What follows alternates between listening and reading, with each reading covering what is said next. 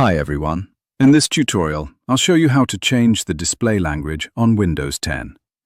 Right now the system is in English, but we'll change it to another language, like French or Chinese. First, click the Start button, then open Settings. Go to Time and Language.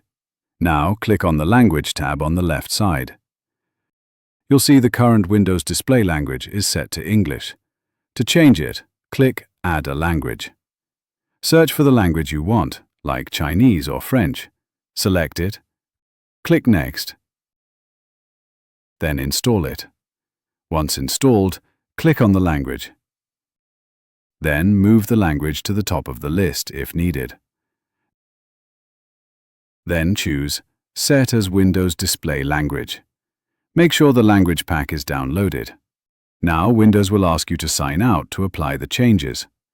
Click Sign Out Now and wait a few seconds. Once you sign back in, go to Settings again and you'll see the display language has successfully changed. And that's it.